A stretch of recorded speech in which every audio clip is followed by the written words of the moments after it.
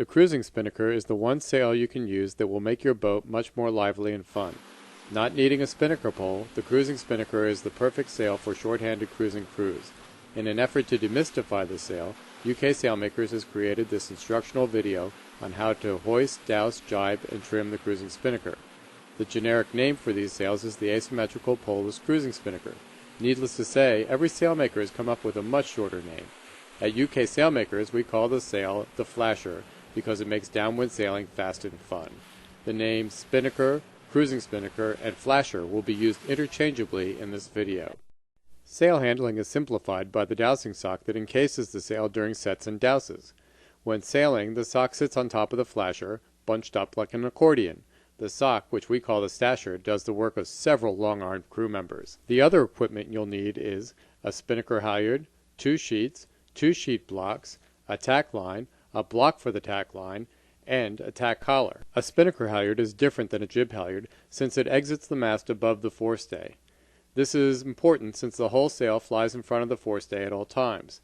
The tack line must be long enough to come from a cockpit winch to a block as far forward as possible and up to the tack of the sail. The tack collar goes around the roller-furled genoa or the forestay and then clips to the tack of the flasher.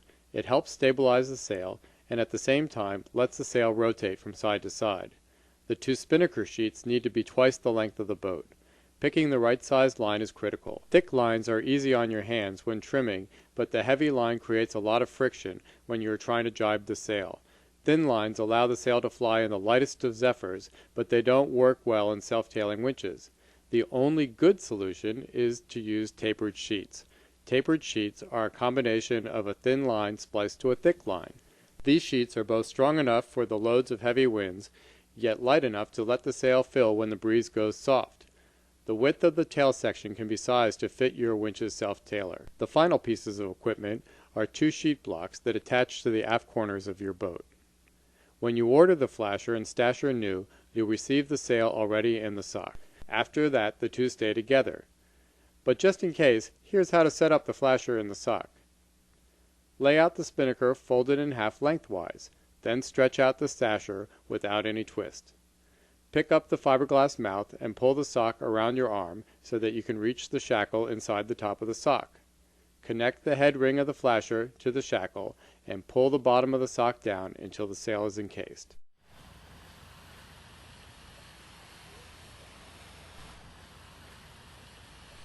Once the flasher has been installed in the dowsing sock, it needs to be packed into the sail bag. To make raising the sail easier, the 3 corners of the sail need to be at the top of the bag when finished. To pack the bag properly, grab the sock 4 feet up from the fiberglass mouth and put that part in the bag first. Now, working your way up, stuff the rest of the sail sock combo into the bag. When you get to the top of the stasher, leave it outside the bag for a moment. Next, put the fiberglass stasher mouth in the bag and stuff the loose sail material into the center of the mouth. Finally, tie the tack, clew, and top of the stasher together so that they cannot get tangled in the bag.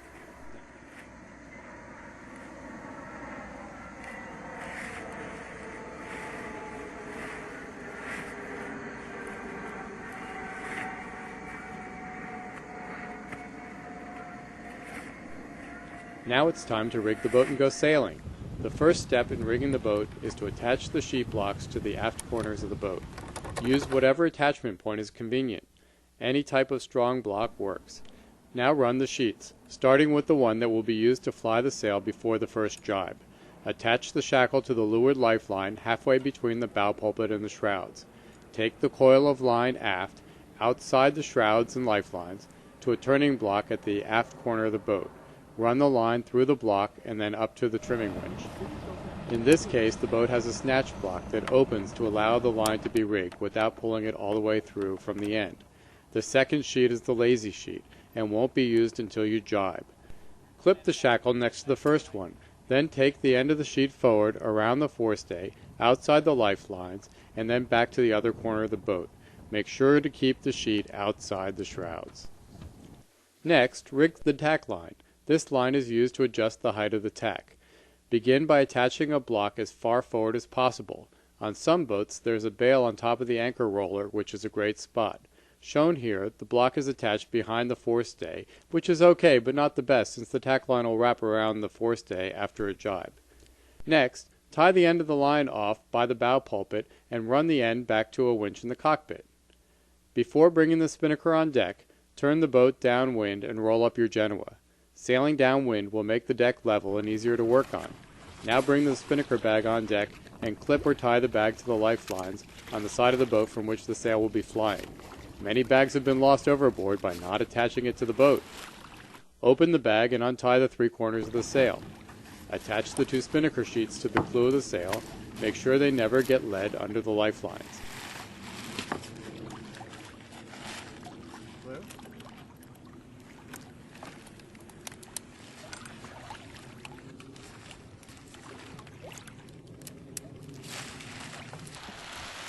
Pass the tack collar around the roller furling Genoa and clip the hook to the ring on the tack. Next page. Clip or tie the tack line to the tack ring. Make sure the tack line does not cross over the spinnaker sheet that goes in front of the forestay. Sheets here. Okay. Ties onto the tack here.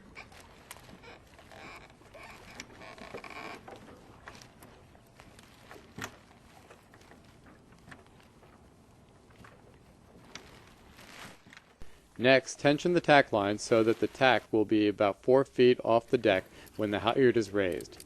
Finally, attach the halyard to the top of the stasher. Before raising the halyard, make sure you're still on a broad reach with the boom eased out to the shrouds.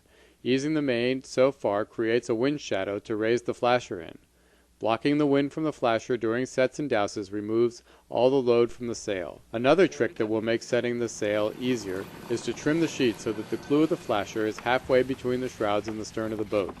Pre-trimming the sail this way prevents the sail from twisting around the headstay during the set. Once the halyard is all the way up and secured, it's time to raise the sock and go sailing.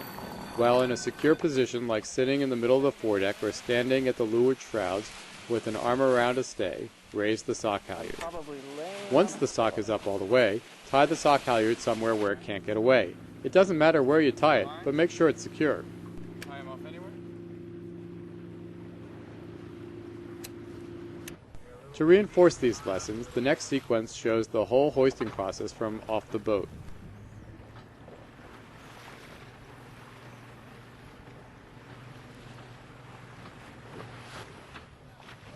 Notice how the flasher stays listless while the sock is being raised.